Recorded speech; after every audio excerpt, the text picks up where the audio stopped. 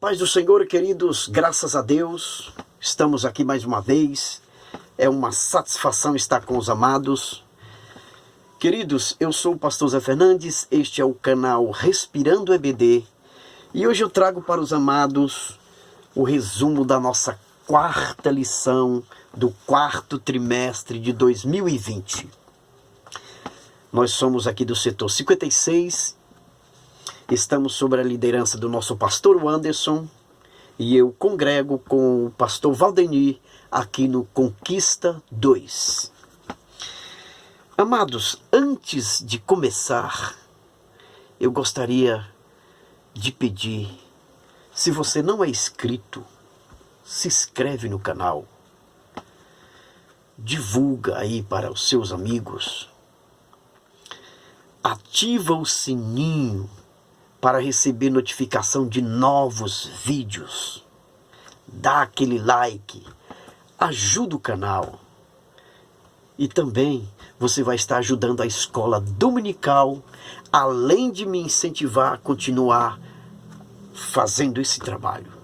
Ok, queridos? Então vamos à nossa quarta lição. Quarta lição, o tema, o título, o drama de Jó. O drama de Jó. Primeiro ponto, tragédia de natureza econômica. É um ponto dividido em 4 subpontos. Primeiro, o sucesso na esfera comercial. Segundo, o sucesso na esfera do campo. Terceiro, o ataque do diabo na esfera comercial. Quarto, o ataque do diabo na esfera campo. Esse é o resumo, né? O resumo da nossa quarta lição. Queridos, ao ler o título da lição, o drama de Jó, eu fiquei pensando que Jó, além de possuir riquezas, muitíssimos empregados, animais, ele também possuía o seu drama. Ele tinha o seu drama. Ele tinha as suas dificuldades. Ele tinha os seus problemas. O termo drama está unido à pessoa de Jó pela preposição de, que indica ali posse. E se Jó tinha o seu drama, eu tenho o meu, você tem o seu, todos têm o seu drama. É lógico que não é um drama com a mesma intensidade do drama de Jó. Mas uns sofrem de um jeito, outros de outro, e assim todos sofrem. Os 7,8 bilhões de habitantes da Terra, cada um deles tem o seu drama. Vamos ver o que a Bíblia diz sobre isto? Quando nós lemos Jó, capítulo 5, versículo 7, lá está escrito assim: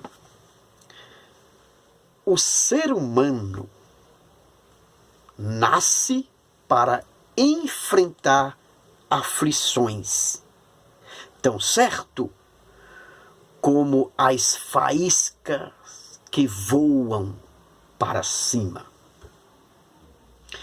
O outro é Isaías 43, versículo 2, quando ele diz: quando passares pelas águas, eu estarei contigo. Quando passares pelos rios, eles não te submergirão. Quando passares pelo fogo, não te queimarás. O que está em destaque aí é a palavra quando. É um advérbio temporal que atribui circunstâncias ao verbo poder. Ele atribui circunstâncias de tempo ao verbo. Dizer, quando passares, é o mesmo que dizer, no dia que você passar, na ocasião em que você passar, no momento em que você passar. Ou seja, quer dizer certeza de que você, de que eu, de que nós, um dia, vamos passar por algum tipo de sofrimento. O outro versículo é João 16:33. É bem conhecido. E lá ele diz, no mundo tereis aflições. E o Senhor Jesus nunca negou isto. Se Cristo nunca negou, e agora através da Bíblia nós sabemos que o sofrimento faz parte da nossa vida, vamos pegar aqui o exemplo de Jó como espelho. Vamos estudar estes exemplos para aplicar às nossas vidas. Ok, queridos? Então, o primeiro ponto ele diz, tragédia de natureza econômica. E, meus amados, a economia, ou seja, a parte econômica de Jó, nós estudamos e ele era muito rico. Quando a Bíblia diz que ele era rico, no versículo 1, no capítulo 1, versículo 3 de Jó, diz que ele era o maior de todos no Oriente. E a sua riqueza, ela era medida pela quantidade de animais, pela quantidade de empregados. Ele tinha aí, segundo a Bíblia, 7.000 ovelhas, 3.000 camelos, 500 juntas de bois, 500 jumentas e muitíssimos empregados. O termo muitíssimo, no grau do adjetivo absoluto, ele vem para intensificar a característica de um ser. Ele vem para intensificar a característica de um ser. Isto é o superlativo no grau do adjetivo. Quando a Bíblia diz que ele era rico, isso indicaria que ele era a combinação dos 10 homens mais ricos do mundo. E hoje nós poderíamos dizer que ele é Bill Gates e Donald Trump juntos, em um só. Tal era a riqueza de Jó. O primeiro e o segundo subponto, ele pode ser comentado juntos, porque vai falar do sucesso nessas duas áreas. Ok?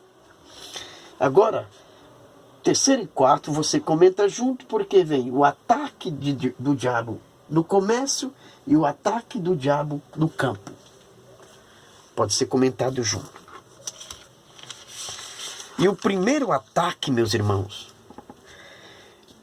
já deixa o comércio de Jó arrasado. Porque sem animais de carga, o transporte para.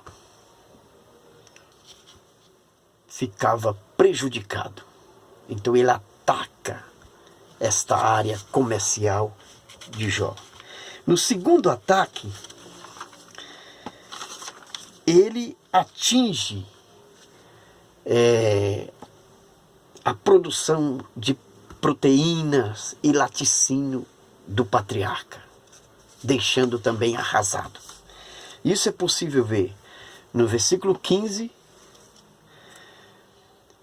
do capítulo 3, quando ele diz: e eis que deram sobre eles os sabeus, e os tomaram, e aos moços feriram ao fio da espada. Aqui o primeiro instrumento usado pelo diabo para atacar a riqueza de Jó foi um povo, os sabeus. Sabeus, eles eram saqueadores nômades e eram descendentes de Seba, neto de Abraão. Foi o primeiro elemento usado para destruir o comércio, a riqueza de Jó. No versículo 16, ele diz: fogo do céu caiu e queimou as ovelhas e os moços e os consumiu. O outro elemento foi fogo que caiu do céu. A expressão fogo do céu, ela é motivo de debate entre os teólogos. Uns dizem que o fogo caindo do céu é o próprio Satanás em aparência de fogo que caiu. Outros dizem que Satanás exerceu domínio sobre o fenômeno natural e fez cair raio do céu. Fogo do céu, queridos, é uma maneira linguística de descrever algo que vem de cima. Ele não quer com isso dizer que foi Deus que mandou cair fogo do céu. Não. Bom, aqui deve ficar entendido que Deus, ele permitiu a prova, mas não determinou o tipo de prova. Deus apenas disse para Jó: vai, ou melhor, está tudo sobre tuas mãos. Ele permitiu, não determinou o tipo de prova. Tanto os sabeus foi decisão de Satanás, como o fogo caindo do céu. Deve ficar, que nós não podemos, meus amados irmãos, achar que Deus e Satanás estão medindo forças. Não existe isso. Entre Deus e Satanás, eles não estão medindo força. Entre Deus e Satanás não é igual uma partida de futebol, em que eles lutam até o final para saber quem é o vencedor. Não existe isso. Entre Deus e Satanás, Deus manda e Satanás obedece. Deus é a causa principal. Satanás é a causa secundária. Ok, queridos? Este é o resumo do nosso primeiro ponto. Vemos o sucesso de Jó e o ataque de Satanás. Vamos agora para o segundo ponto da nossa quarta lição. Ok, queridos? Continuando agora o segundo ponto da nossa quarta lição. O título é Tragédia de natureza familiar. Tragédia de natureza familiar. Nós estudamos no primeiro tragédia de natureza econômica, agora nós vamos estudar tragédia de natureza familiar. E o primeiro subponto é filhos, falando dos filhos de Jó. Bom, o texto de Jó, capítulo 1, versículo 18 e 19, ele está assim: estando ainda este falando, veio outro e disse: estando teus filhos e tuas filhas comendo e bebendo vinho em casa de seu irmão primogênito, eis que um grande vento sobreveio da além do deserto e deu nos 4 cantos da casa, a qual caiu sobre os jovens e os morreram. Esse é o texto. E queridos, quando lemos, não todos, mas muitos, quando lê este texto, o pensamento que vem, é: eles foram mortos porque estavam em pecado. Só porque lê vinho e lê banquete. E já atribui, que tudo aquilo fazia parte de uma festa de pecado. Muitos pensam assim. Mas vinho ali, o vinho fazia parte da cultura. E o texto, ele não faz nenhuma apologia à bebida alcoólica. E quando nós lemos banquetes, o banquete ele era realizado em um ambiente familiar, entre os irmãos. O versículo 5 do capítulo 1, também ele não diz que os filhos de Jó estavam em pecados. Quando nós lemos o texto, ele vai dizer o seguinte, do versículo 5, ele diz: e se levantava de madrugada e oferecia holocausto segundo o número dos seus filhos. Porque dizia Jó: porventura pecaram meus filhos e blasfemaram de Deus. A palavra porventura é um advérbio de dúvida. Ele não estava afirmando. É um advérbio de dúvida. E as versões mais recentes fica mais claro. Você pega aí a Nova Almeida atualizada, vai estar escrito assim: talvez os meus filhos tenham pecado. Não é uma afirmação. Você vai encontrar na NVI, na século 21 e também na NVT. Isto mostra que não era uma afirmação. E meus queridos, perder boi, perder jumento, perder escravos é muito doloroso. Doloroso mesmo. Perder um filho já é uma dor inexplicável. Agora imagina perder 10 filhos de uma só vez e de uma forma catastrófica. Dá para explicar? É muito forte. E por que Deus fez isso? Alguém pode perguntar. Bom,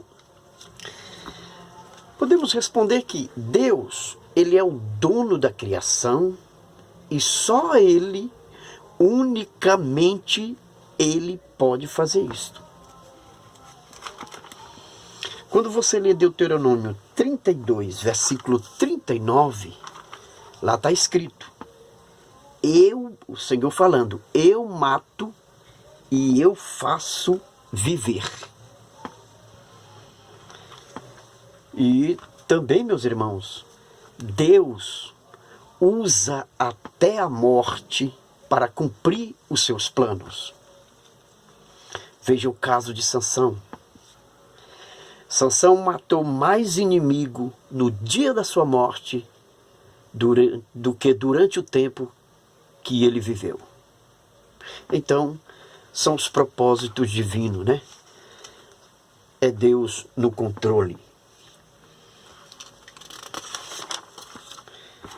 Bom, a família sempre foi importante. A dor de Jó já era intensa pela morte dos filhos. E também tinha o fato de que família significava riqueza. Filhos era algo muito importante. Quando nós lemos Salmo 127, versículo 3, ele diz assim: os filhos são herança do Senhor. Versículo 4. Como flecha nas mãos do valente são os filhos da mocidade. Versículo 5. Bem-aventurado o homem que enche deles a sua aljava. Os filhos são herança do Senhor. E o fruto do ventre, o seu galardão. Quando ele diz: como flecha na mão do valente são os filhos da mocidade. Aí o versículo 5 diz: bem-aventurado o homem que enche deles a sua aljava. O pronome deles está se referindo a filhos. É como, vamos tirar o pronome e colocar filhos. Ficaria assim: bem-aventurado o homem que enche de filhos a sua aljava. O que é aljava? Aljava, meu querido, é um receptáculo, feito de couro que o caçador carregava pendurado ao ombro. E nessa aljava ele guardava as flechas. Então, se o pronome dele, se as flechas se refere a filhos, a aljava onde era guardada as flechas se refere à casa. Então, na versão mais atualizada, como a Bíblia Mensagem, fica assim: vocês, pais, são abençoados demais por ter a casa cheia de filhos. Ou então, bem-aventurado o varão que enche a sua casa de filhos. Isso era a importância dos filhos para Jó, para as famílias daquele contexto, né, meus irmãos? E filhos sempre foi importante. Bom, isso é o sobreponto filhos. Depois nós temos aqui esposa. A frase amaldiçoa o teu Deus e morre, esta frase é atribuída à esposa de Jó. E é a mais chocante do livro. Bom, o drama de Jó já estava aumentando, o tempo ia passando e o drama aumentando. Agora a mulher de Jó entra em cena. Agora ela está envolvida. E quanto à frase, meus amados irmãos, amaldiçoa o teu Deus e morre, existe aqueles que demonizam a mulher e existe aqueles que defendem. Os que defendem, eles dizem que a mulher falou: abençoa o teu Deus e morre. E assim está grafado no original. Lá está a palavra barak, que quer dizer bênção. E ela disse: abençoa o teu Deus e morre. Só que eles traduziram para as nossas Bíblias no português como amaldiçoa. O que aconteceu? Bom, Ali, meus queridos, se trata de um eufemismo. E o que é eufemismo? Eufemismo é a utilização de palavras e expressões agradáveis em substituição de palavras e expressões agressivas, sem alterar a estrutura do texto. Ou seja, um eufemismo é quando você quer aliviar uma situação difícil e você usa uma palavra agradável. Ela, na verdade, queria dizer amaldiçoa, mas ela usou o eufemismo, abençoa, para suavizar a situação. Ela, na verdade, falou isso. E a Bíblia tem muitos eufemismos.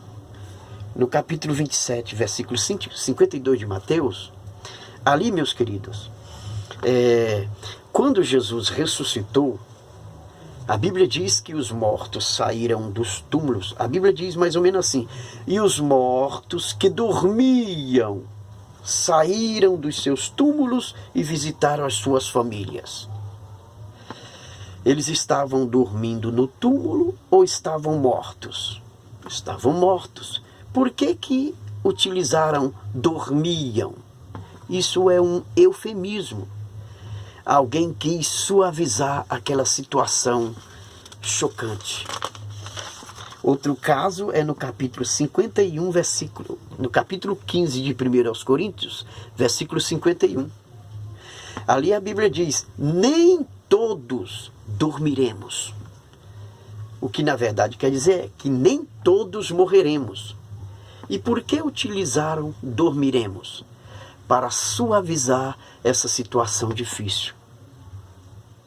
Também em Gênesis 20, versículo 4 e 6, diz: mas Abimeleque ainda não tinha chegado a ela. Vocês lembram desse caso? Mas Abimeleque ainda não tinha chegado a ela. O que na verdade, quando você lê toda a história, o que quer dizer é o seguinte: Abimeleque ainda não tinha tido relações sexuais com ela. E por que colocaram a expressão chegado a ela? Para suavizar esse momento chocante. Isso é um eufemismo. A mulher falou, abençoa, para suavizar a situação difícil que Jó estava passando. E ela também. Ok, queridos? Bom, a mulher de Jó, ela não deve ser mal vista por ter falado amaldiçoa. Porque, meus queridos, com certeza estava abalada, morte dos filhos, a situação do marido, tinha perdido toda a riqueza. E no momento, sem um pingo de reflexão, ela fala. Não pode ser condenada por isso. Você percebe que durante a continuação do livro, ela não abandonou Jó e lá no final, ela está junto com Jó. Ou seja, Deus perdoou, restaurou a mulher e ela continuou ao lado de Jó. O mesmo aconteceu com Pedro. Pedro, quando ele quis tirar Jesus do caminho da cruz, Jesus repreende, passa para trás Satanás. Só que Pedro é perdoado e volta, continua sendo apóstolo. Então a mulher não pode ser mal vista por isso. Deus restaura. Ok, queridos? Bom,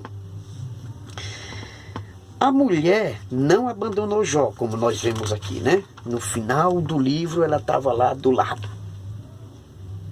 Todo o contexto do livro vai mostrar isso. Ok, queridos? O terceiro subponto é fato. Fato aqui, ele faz uma aplicação às nossas vidas, atuais.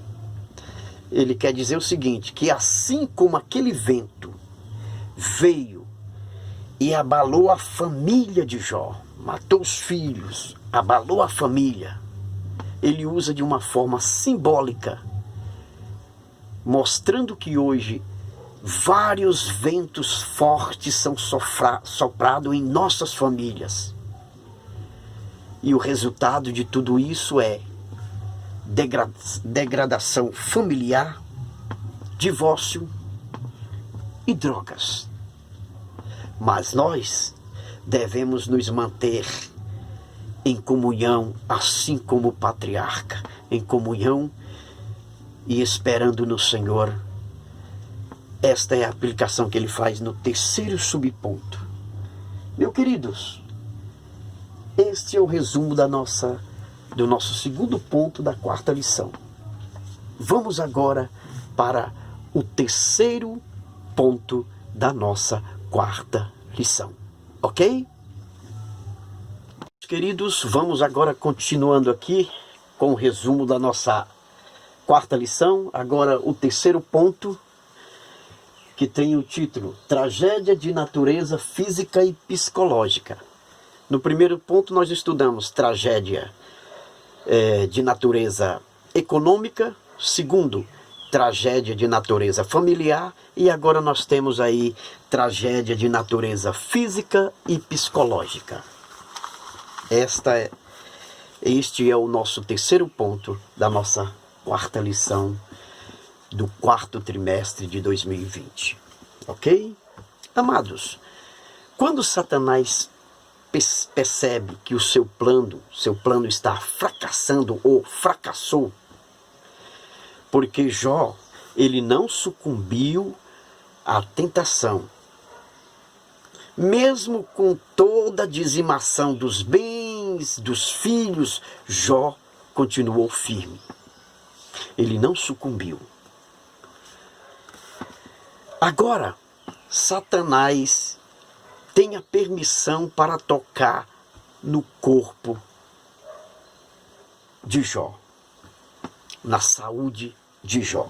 Aí ele toca. Depois de tocar nos bens, nos filhos, agora vem mais uma tentação, mais uma invertida de Satanás. Jó não blasfemou, agora ele tenta novamente. E meus amados irmãos, a ideia de Satanás para invertir contra Jó novamente, para atacar Jó novamente, foi esta: em dizer que Jó ainda não tinha sofrido nada, só os outros. E ele parte para cima. E uma coisa, meus amados irmãos, que deve ser frisada aqui é que ele não desiste. Em 1 Pedro, capítulo 5, versículo 8, lá está escrito que ele anda rondando, bramando, buscando a quem possa tragar. Bramando ali está no gerúndio. É o verbo no gerúndio, uma forma nominal do verbo. E a ideia do gerúndio é uma ação contínua, uma ação em curso, ou seja, não para. Esta é a ideia de Satanás. O primeiro ponto, meus irmãos, diz: o diabo toca na saúde de Jó. Esse é o primeiro ponto, né? Agora, o segundo, saúde física. Atinge a saúde física do Jó. E o texto sagrado de Jó, capítulo 2, versículos 6 e 7, diz que Jó foi ferido de uma chaga maligna desde a planta do pé até o alto da cabeça. Ele foi ferido. E antes de ferir, ali no meio da conversa, Satanás usa um dito popular dizendo: pele por pele. O que significa isso? Era um dito popular usado, meus amados, naquela época, pelos comerciantes. E o que ficava claro ali era que, assim como a pele do boi vale dinheiro, O corpo do homem é o bem mais precioso que ele possui. O que eles estavam querendo dizer? Que Jó era capaz de sacrificar qualquer coisa para livrar a sua pele. Mas não foi assim. Aconteceu diferente. Antes da enfermidade, ele falou isso. Depois da enfermidade, Jó foi parar nas cinzas. E essa era uma prática, meus irmãos, que o homem antigo adotava quando ele se via em uma desgraça. Quando ele se via em uma desgraça, ele procurava as cinzas. E ali ele esperava a morte. Junto com os cães, junto com os insetos, junto com as aves de rapina.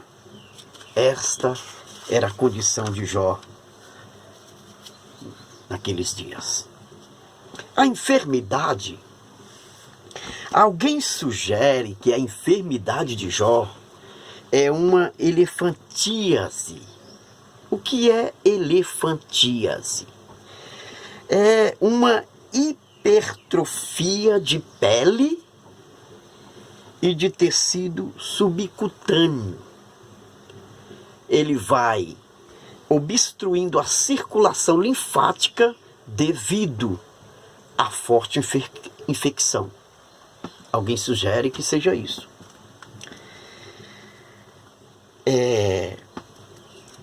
E esta enfermidade, meus irmãos, ela vai evoluindo de forma crônica e atinge principalmente as pernas e as genitálias externas. Alguém sugere que tenha sido isso. Outros dizem que pode ter sido também a lepra em seu estado avançado. O que sabemos é que Jó, na verdade, foi ferido com uma doença maligna. Ok, meus amados irmãos? Agora veja, a saúde mental de Jó. Não existe dúvida de que Jó também sofreu psicologicamente. Passou por sofrimento psicológico.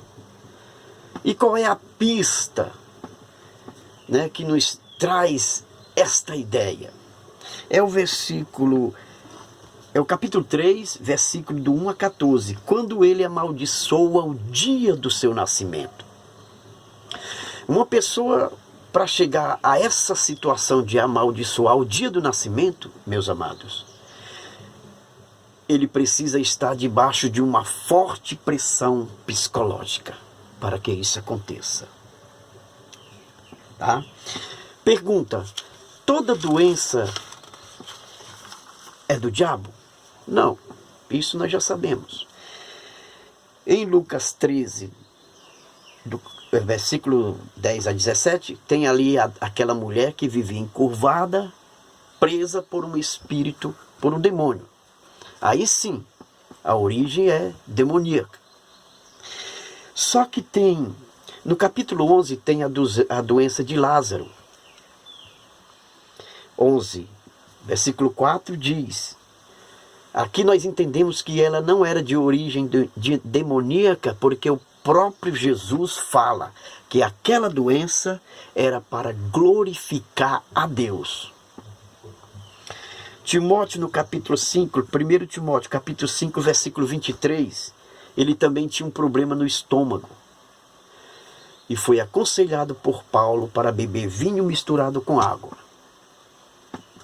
Talvez a água da época não era tratada e eles usassem o vinho e o álcool do vinho, né? Era possível matar as bactérias. Isto é um pensamento que eu li, né? Alguém falou. Então, queridos, tem também a doença de Ezequias, lá no capítulo 38 de Isaías, e no capítulo 20 de 2 Reis, quando o próprio profeta aconselha ele a fazer uma pasta de figo e colocar em cima da enfermidade. São doenças que não têm origem demoníaca. Então, nem toda doença tem origem em Satanás. Ok, meus queridos? Amados irmãos, o sofrimento de Jó, ele era multifacetado. O que é isso? Multifacetado é aquele que apresenta muitas facetas. Eu vou ler algumas aqui. Ele tinha dor e tormento, capítulo 13, versículo 25. Grandes dificuldades e tristeza, capítulo 3, versículo 10. Ele tinha insônia, capítulo 7, versículo 4. Ele perdeu peso, capítulo 16, versículo 8. Ele ficou com os olhos avermelhados, versículo 16. Ele tinha calafrios, capítulo 21, versículo 6. Ele tinha dores nos ossos, capítulo 30, versículo 17. A pele dele enegreceu e ficou descascando, capítulo 28, versículo 30. Ele tinha febre, versículo 30. Ele tinha furúnculos que coçavam, capítulo 2, versículo 7. Até as crianças, meus irmãos, debochavam de Jó, capítulo 30, versículo 1, versículo 9 a 11. Ele não tinha alegria, capítulo 9, versículo 25. Ele não tinha, ou melhor, ele se sentia como se estivesse na escuridão, capítulo 19, versículo 8. Ele estava desesperado, capítulo 6, versículo 14. Todos os amigos tinham abandonado, capítulo 19, versículo 17 a 20. Ele não tinha esperança, capítulo 14, versículo 13. Ele estava desinteressado, capítulo 19, versículo 7. E ele clamava por ajuda, capítulo 30, versículo 24. Meus amados irmãos, este é o resumo do terceiro ponto da nossa quarta lição, que vai ser ministrada domingo. Se você não é matriculado, se matricula, procura a escola, porque lugar de crente é na escola. Se na sua igreja não tem escola e você quer nos visitar, nós estamos aqui na Rua Salmista, número 13, em Perus, e é uma alegria receber o amado. Que Deus abençoe em nome de Jesus. Amém.